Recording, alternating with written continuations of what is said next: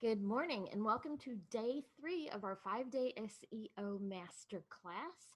Today we're going to be talking about optimizing your online presence across all of your digital footprint. This is a really great way to build some immediate backlinks to your website, and it's places that your prospects and customers are probably searching for you anyway. So it's good to have your listing there, first of all, and make sure it's accurate. You need to revisit these regularly, probably about every 6 months or so, because some of these places will take recommendations of edits from the general public, and that can mean over time that your listing actually changes without you being aware. Or you may have updated your logo or tweaked your description, your about section, which I recommend if you haven't done a full branding process. That's one of the pieces that you will need to update. And you need to make sure that you've gone through and reflected those changes on all of your listings so that they are consistent across the board. No matter where someone goes, they know that when they see a listing, because of the logo and the business name and how you talk about yourself, all of those branding pieces are consistent across the board. If you haven't gone through a really high level, professional level branding process yet, it's still important to make sure that what you have now is consistent across all of your listings, and that you haven't missed any listings that are great places that you might be able to add your business to get those extra backlinks to get in front of even more prospective customers. So, what we're going to start with, and if you are live, please drop your email address in the comments in the chat area, because I will have a spreadsheet tool that's the exact one we use for our clients to send you, that helps you walk through this whole process that I'm going to explain to you. If you're watching the replay, we've already got your email address, and that email will be coming to your inbox as we speak.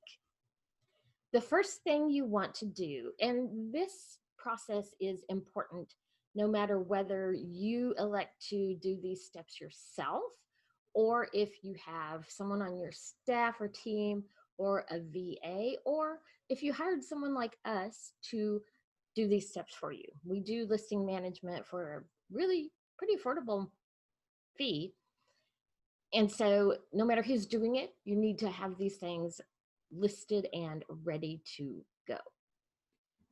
The first thing you want to do is gather all of the basic contact information. And you wouldn't think you'd need to do this if you or someone on your team is doing the work, right?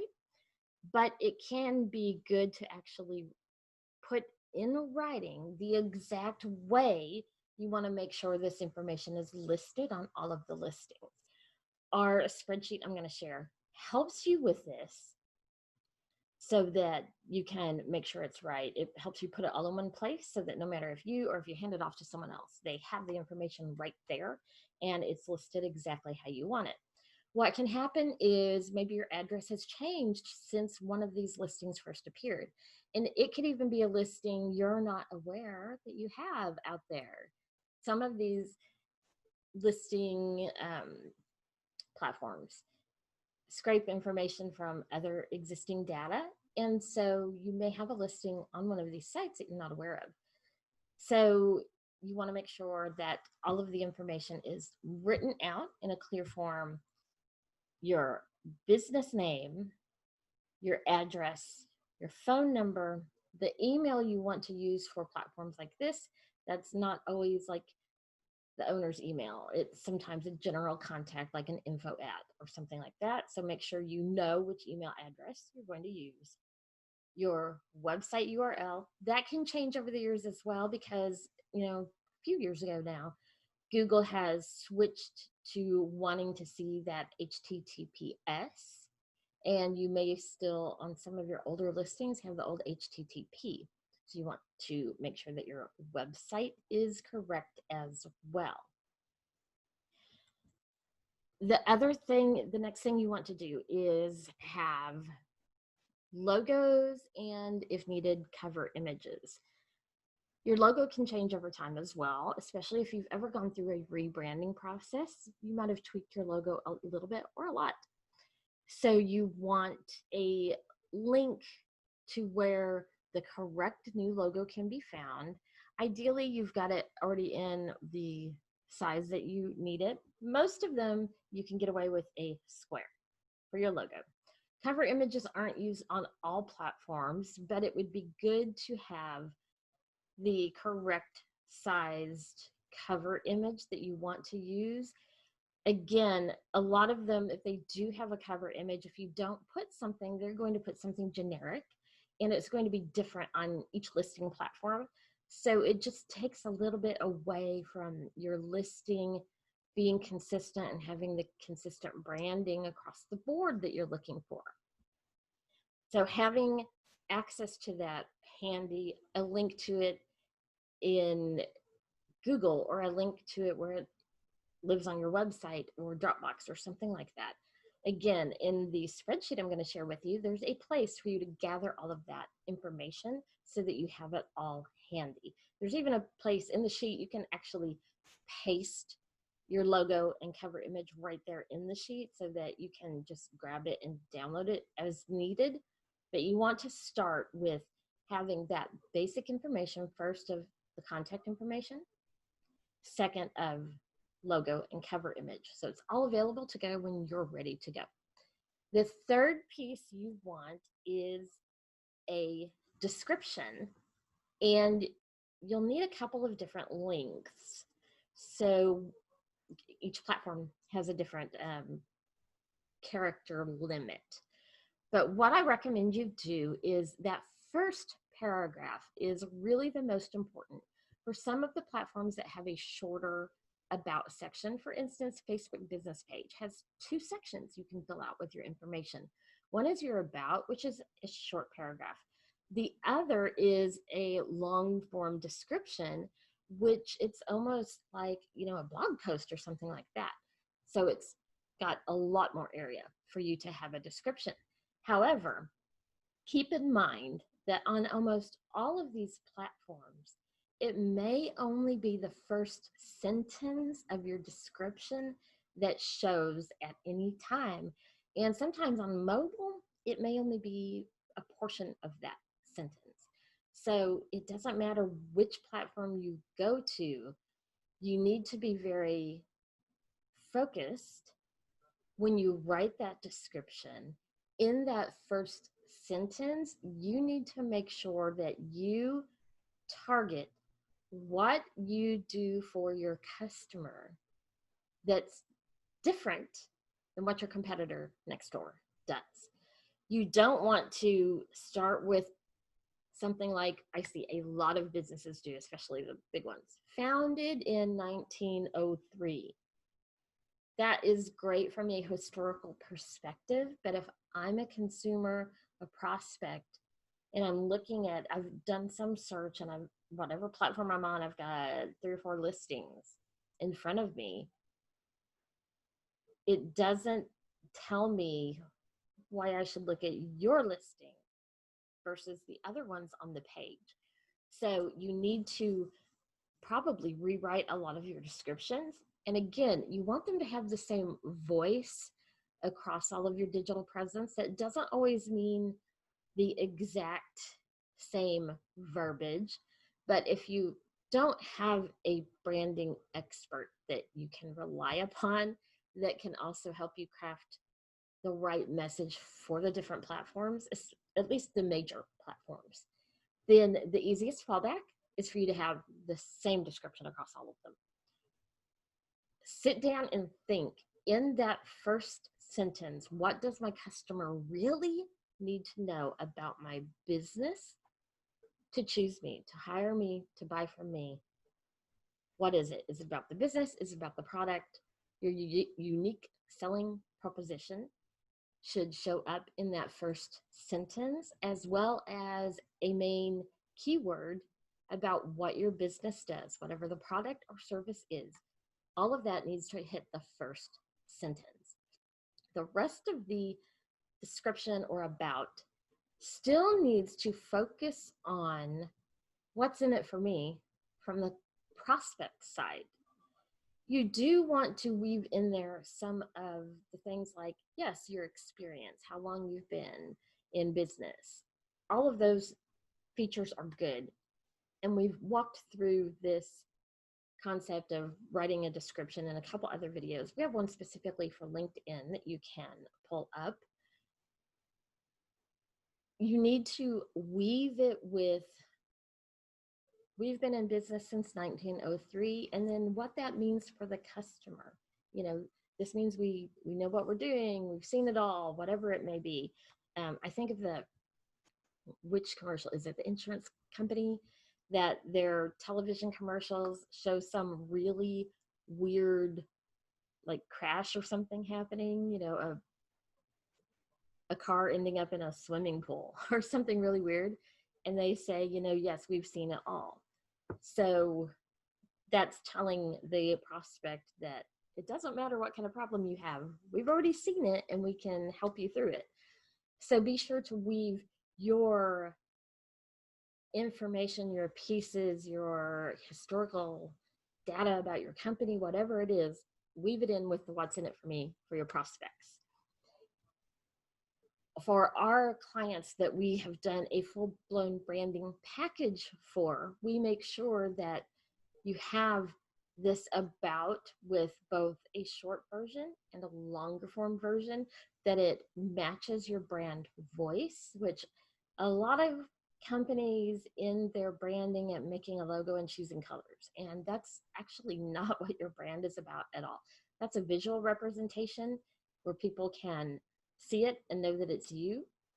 But really your brand has much, much more to do with the words that you write or that you say or that you share than it does with just your logo.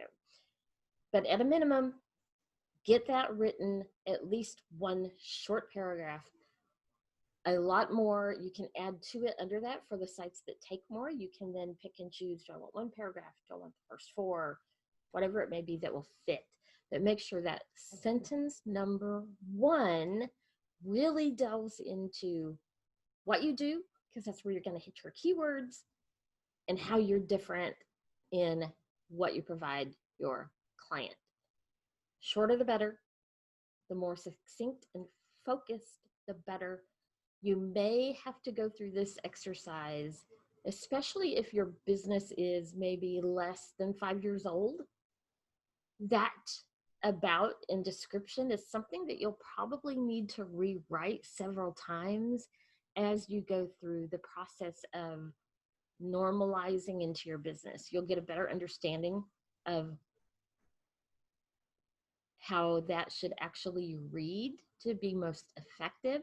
And at that time, you'll want to make sure that you go through this listing spreadsheet and make all of those updates so that your brand voice is the same across the board. So let me show you this spreadsheet that I'm going to share with you. And I've restarted one so that you could get a feel for it. If you drop your email live, watching live, drop your email down in the chat area, or like I said, if you're watching the replay, you've already entered your email, so you'll be getting a link to this sheet where you can make a copy of your own and start working off of it. And here we go. So the copy you get will have a base URL here in column C where it says your listing URL, so that you can click over to it and start the process of checking if you have a listing. I've taken all those out because I know all the URLs as we go.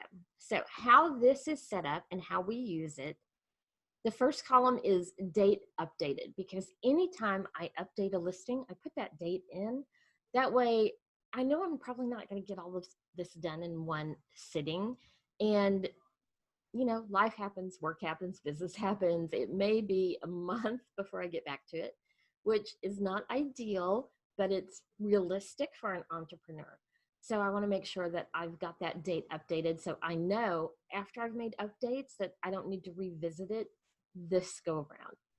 And then we have it with a format where if that date updated is more than a year old, it's going to flag it with this orange color, so that the ones that are definitely older, you need to go through and go back and kind of recheck real quick by you entering the URL of your actual listing. When you can find that URL, you'll be able to simply click and go to that listing and be able to check it right there. So that is a handy reason why we want you to put the full URL. If not all of them, it's not always easy to find your URL. So you don't have to do that, but at least like Bing, when I click on Bing for business, it'll take me to where I can search. And if I do a search, then I can pull up the listing and I can see it right there and do a quick check to see if things are correct. What you want to do is for all of these that are in the directory column B, you want to check if you have an existing listing. If it's your first time going through, don't worry about all of them. You may not need all of them in your business. For example, TripAdvisor reviews, I have nothing to do with travel or destinations or anything. So that one is not going to be important to me. I may check it one time just to see if for some very weird reason I have a review on there. But beyond that, I'm not ever going to check that. So I'm actually just going to put an NA next to that one so that no matter who's doing it in the future, whether it's me in 6 months, whether I hand that off to a VA, whether I bring in a company, we have an automated process to do it, but if I bring in a company such as ours to do it, everybody will know that TripAdvisor is not important to my business, so it can be skipped. So don't feel like you always have to have a listing on every one of these sites. But we've compiled a huge list for you with some of the most common and a few that are a little bit more obscure. And you can just scroll through. And like I said, your copy, when you open it, will have an initial URL where you can go visit and do a search and see if they have your listing. Another way you can do it, if I wanted brownbook.net, I could search in quotes my business name and then the site, brownbook or brownbook.net, and see what comes up. And nothing actually with Brown Book comes up because you can see some of my things come up right here, but it's not on the Brown Book site. So that would be one that I'd go to and see if Brown Book, and the URL's already right there, so you can go click. Is it something that I need? Would it be helpful to my business? I do that by just kind of looking for it. It's got some cities. I don't do city specific, but it may be helpful. But anyway, you click on it and find it. And if it does look like it could be helpful to your business, it may be one you want to do. So that's a nice thing about a spreadsheet. If it is one that I think I might want to do, but I'm not going to do it right this second, I may go through the list. Kind of how I work is I go through the list first. You may work one at a time, but since I am going through the list, I'm just going to color that yellow. Because for me, yes, that looks like one I might want to go back and put my listing on. And whereas some other ones may not be, like TripAdvisor. I said no.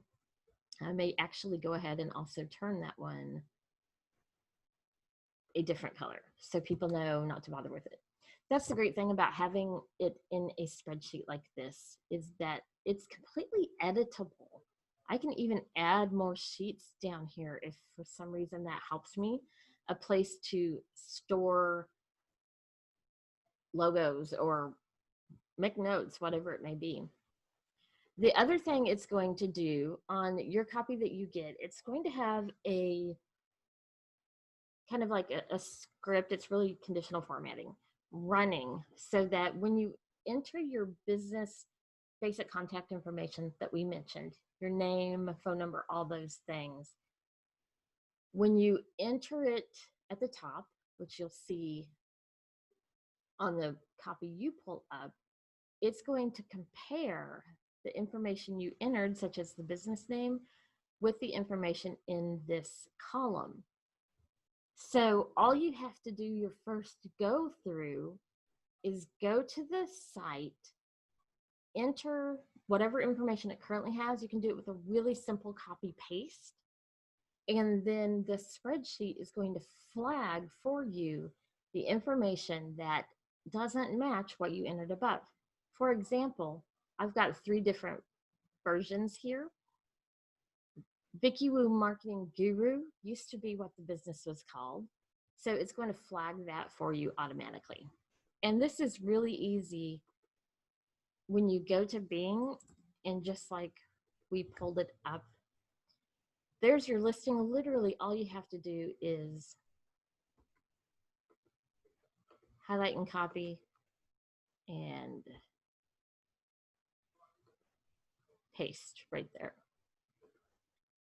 You may not use all of the columns for every listing. I did give you a column with login info. That's optional for you. My passwords are saved in, I use LastPass. I'll send you a link to LastPass, and it's really great because you can store your passwords in there and it's real secure. That way you only have to remember one password for LastPass, and you can make it a really complicated password that isn't as likely to be guessed or hacked. But it also has a way where you can share the password for certain places with someone else. So for example, if I see my Bing needs updating, I can share the password to Bing with one of my VAs and say, please update Bing, and I can, give them a link or share this spreadsheet with them. But I can have LastPass share the password with them. They have to have a LastPass account, but it's really easy for them to sign up. And there is a free level. I use the paid version because there's some extra features that I need. But I can share the Bing password, and it never actually shares the password that they can see with them. It just shares it through the LastPass account. So when they go to Bing and type in the info to log in, LastPass automatically shares the password with them. They can get in there and make the updates, and then when they're done, I can go back in my LastPass account and revoke that login permission, so that I never have to share my password. I always, always, always recommend you don't share your passwords. Whenever you can get around it, don't share your actual passwords with anyone unless you have a corporate level account that is used for things like this. But even then, you probably would not want to share that login information with someone outside, an outside vendor. It's always just a best practice. LastPass will let you do that. So if you want to use the login info column to keep track of your logins, if you're the only person ever doing it, you could do this, or you could just store it all on LastPass and you could delete that column if you wanted to get rid of it. The basic contact information, obviously you're going to need all of that. You have the short description. I did not include a long description category because the longer descriptions usually have paragraph breaks, and that will break it down if you try to paste multiple paragraphs. Good example is right here. If this was my long description and I wanted to paste it, it's going to bump it down onto multiple lines. So that's why I've only left a column for your short description. You're free to add another column if you desire with your longer description. For the most part, you could use the short description at the beginning of the long description, and then the rest of it could kind of be variable depending upon the platform. Category, logo, I put a yes or no. Is it the correct logo? The new logo, the correct logo, is it there? Yes. If there's any kind of problem, you would put no. And if you put in or no, it's going to flag that column for you. Same thing with cover. It may be in some cases in A, it doesn't have a cover. That's fine. But if you put a no, it's going to flag that for you as well. And then there's a place for other. It can be notes. It can be other information that you want to add, whatever it may be. You have your own spot. And of course, since it is a Google Sheet, you can edit it as needed.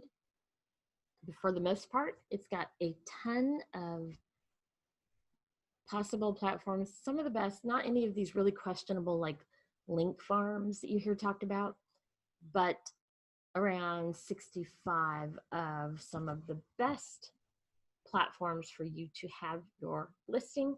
This does help with SEO. For one thing, if you were able to have a listing on all 60-ish of these sites, you'd have 60 immediate backlinks to your website, and they're from high DA. You may hear people say high DA, things like that, from highly reputable sites. So it's a great way to boost that listing piece and make sure that when people Google your name or service, there's more and more likelihood of you coming up in search results. Another great piece, you may not always find your listing directly on Alexa or Apple. They use some of these other platforms to pull information.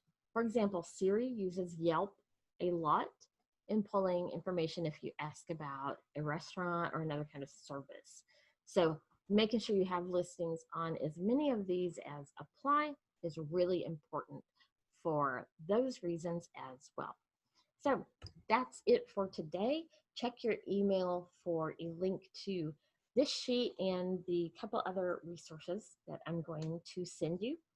Tomorrow, we are going to be talking about how SEO is really about getting traffic to your website, but that's not what you need to focus on. Really, the important thing is once you get the traffic there, converting them into a sale. And we have a couple of tips that most SEO agencies completely miss, that I'm going to be sharing those tips with you tomorrow on day 4. I will see you then.